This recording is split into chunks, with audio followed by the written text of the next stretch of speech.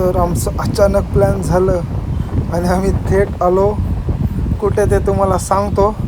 तोपर्यंत तुम्ही नजारा बघून घ्या. आणि येऊन आम्ही डायरेक्ट आमची बाईक टाकली जेटीमध्ये आणि जेटी चालली कुठे ते पण बघा आता तुम्ही. प्लॅन हे पुढे समजेलच तुम्हाला कुठे जातो आहे ते.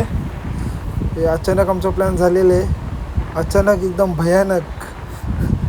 दुपारी 12:30 वाजता निघालो आहे.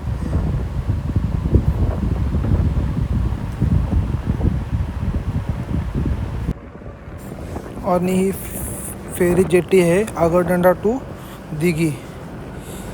हे बघा ही सेकंडवाली तिकडून जाते. काय दिसतंय यार.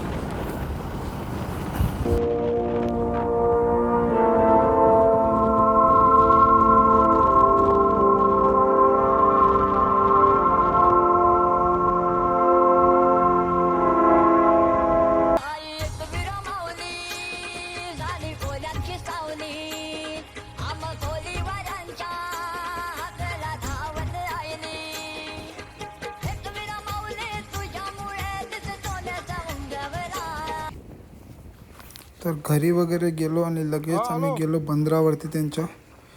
तर बंदरावर येऊन हे तुम्ही बघू शकता नजारा.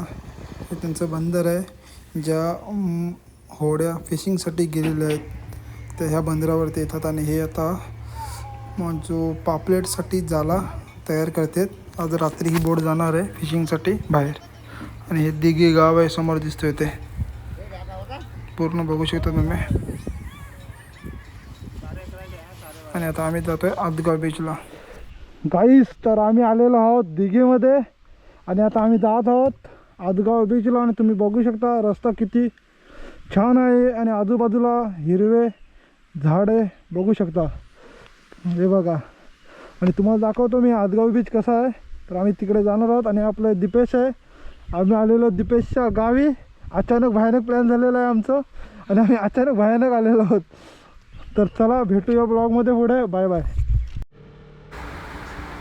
तर हा रोड आहे ना आपला जो कोस्टल राईड आपण करतो ना अलिबागवरून मुरुडवरून आगरडंडा आणि आगरडंडावरून जी जेटी क्रॉस केला दिघीला येतो आणि दिघीवरून नंतर आपण नानवेल ते लाईट हाऊस वगैरे आहे तिकडून आदगाव बीच हे करतो ना तेच हे रोड आहे. तर आता आम्ही इथून आदगाव बीचला जाणार आहोत आणि तुम्हाला दाखवतो आदगाव बीच कसं आहे एकदम रस्त्याच्या साईडलाच. आणि तुम्ही बघू शकता तेव्हा गर्दी पण तिकडे खूप कमी म्हणजे क्वचित कमीच असते गर्दी. जशी आपल्या मुंबईला बीचवरती गर्दी असते ना तशी नसते, खूप कमी 4-5 लोक असे असतात. आणि तुम्ही हा रोड आहे ना बघू शकता. रोडला एक पण असा खड्डा वगैरे दिसणार नाही तुम्हाला. रोड छोटा आहे पण तुम्हाला एकही खड्डा दिसणार नाही या रोडला बघू शकताय. आणि लीन मारायला एवढी मजा येते या रोडला यार, खूप मजा येते. आणि आपण आता पोचतोय जो नानवेल गाव आहे ना त्या गावामध्ये पोचलेलो आहोत. एंट्री आहे ही नानवेल गावची. आणि तिकडे आपण थोडं पुढं गेलं एक लाईट हाऊस पण आहे पण आपण तिकडे जाणार नाही. आपला थोडं टाईम होणार आहे. पण आपल्याला पुढे भरडकोला दीपेशची न्यू बोट आहे बनवायला टाकलेली आहे ती पण बघायला जायचं आहे. त्याच्यामुळे आम्ही जाणार नाही आहेत. पण इथून आता पुढं गेल्यावर आपल्याला मग आदगावचा बीच लागणार आहे. इथून आपण खाली उतरल्यावर सेम आरेवारे बीच आहे ना त्याची फिलिंग येते बघा. आरेवारेला कसं पण इथून खाली गेल्यावरती समोर समुद्र दिसतो तसंच हे आहे. तर हे साईडला राईट साईडला आपला पूर्ण समुद्र दिसतोय. आणि रोड तर एवढा खूप छान आहे ना म्हणजे तुम्ही किती पण पळवा या रोडला. एवढंच की टर्निंग वगैरे खूप आहे ते दिसत नाही म्हणजे झाडं वगैरे रोडला आल्यामुळे. पण भाई रोड एवढं खूप आहे म्हणजे खूप एक खड्डा पण दिसणार नाही तुम्हाला.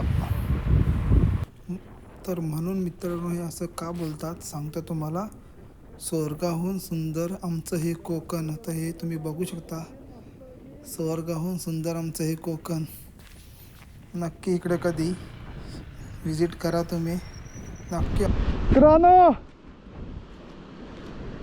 हे बघा हे पुढं आपण इकडून सरळ गेलो की आदगाव बीच लागणार आहे आणि हे आपलं आहे. आणि तर हाय गाईस तर आत्ता आपली एंट्री झालेली आहे आदगावच्या गावामध्ये गाव बघू शकता पूर्ण एकदम शांत आहे. साईडला राईट साईडला पूर्ण एक समुद्र आहे. तर आम्ही आता पोहोचलेलो आहोत आदगावच्या बीचवरती. आणि तुम्ही बघू शकता गर्दी किती कमी आहे. असं मुंबईला तर कचरा भरलेला असतो माणसांचा, इकडे बघा गर्दी काहीच नाही आहे. तुम्ही पण नक्की इकडे व्हिजिट करा. हे आपण मुरुडवरून डायरेक्ट आगरदांड्यावरून डायरेक्ट जेटीने दिघीला उतरून तुम्ही डायरेक्ट इकडे येऊ शकता आदगावला. इकडे म्हणजे हॉटेल्स वगैरे नाही पण होमस्टे वगैरे भरपूर आहेत, तर येऊन एकदम राहू शकता इकडे.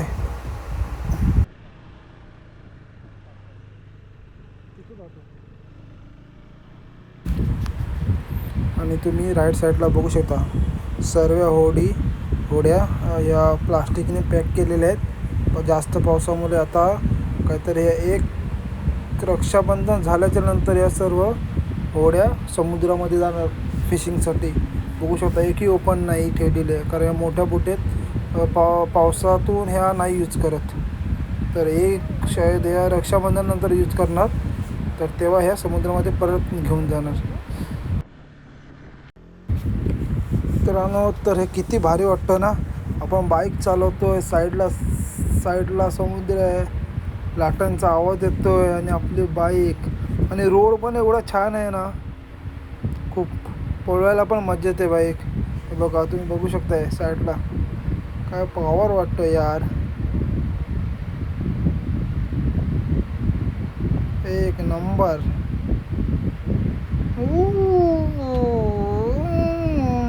रॉकेट.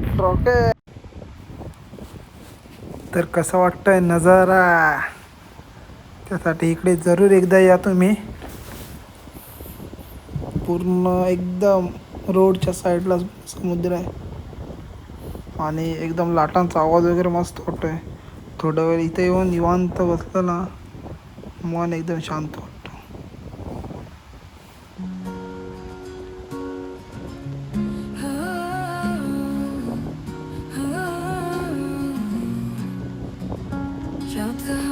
साथ जिंदगी खूबसूरत थी, हर पल में खुशबू थी, हर लम्हा मुस्कुराहट थी, अब बाकी है बस यार. तर आता इथून आपण जाणार आहोत जो दिवेगडचा सुवर्ण मंदिर आहे गणपतीचं, तिकडे जाणार आहोत. आणि तिथून मग आपण जी न्यू बोट बनवायला टाकलेली दीपेची ते बघायला जाणार आहोत. तर हे आहे श्री सुवर्ण गणेश मंदिर दिवेगडचं. आणि तर 1997मध्ये जेव्हा एका बागेमध्ये काम चालू होतं, तेव्हा 1 किलोची मूर्ती खोदकाम करताना तांब्याच्या पेटीमध्ये भेटलेली. आणि नंतर ही 2012मध्ये ती मूर्ती चोरण्यात आली होती. तर नंतर परत जो सोनं मिळालेलं त्या सोन्यातून परत मूर्ती बनवण्यात आली आणि ती आता मंदिरात बसवलेली आहे. तर गाईस मी आता आलेलो आहे आपल्या दीपेश भाऊंची न्यू बोट घेतलेली आहे. ती आता रेडी झालेली आहे, रेडी पोझिशनला आहे. आता चांगला मुहूर्त बघून ती आम्ही इथून अशी बाहेर काढणार आहोत. तर आता मुहूर्त आल्यावर तुम्हाला नक्कीच ती व्हिडिओ येईल. पण आता आम्ही अशीच व्हिजिट करायला आलेलो. होडी तर झालेली आहे रेडी, बघू शकता. हे पॅकिंग केलेलं आहे, ते कॅबिन आहे. ऑपरेट तिथूनच होतं ना, तिथून स्टेअरिंग असते तिची, तिथूनच ऑपरेट करतात. तो दादा घरी आहे, तो करणार आहे ऑपरेट. आणि जेवण वगैरे पण इथून आतमध्येच बनवायचं आहे. आणि हे बघा ही त्याची स्टेअरिंग आहे, आतमध्ये फॅन वगैरे लागलेलं आहे. तर खाली जाऊन तुम्हाला दाखवतो बरं. केवढे आहे बघा.